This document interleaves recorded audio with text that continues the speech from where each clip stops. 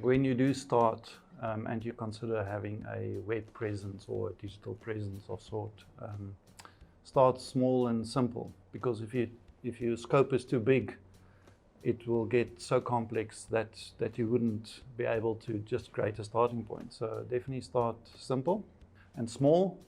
Consider what the needs are of your specific offering.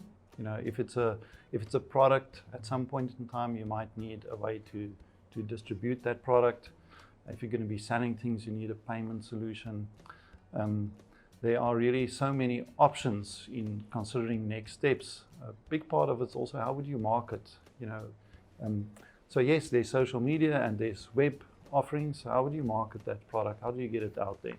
And then how do you serve your customers? You know, it doesn't help you've got a fantastic offering and you can't provide support for your customers if your product isn't client that it needs support, of course. So I'd say, you know, my advice is don't try and overcomplicate it from the beginning. You know, start small and simple.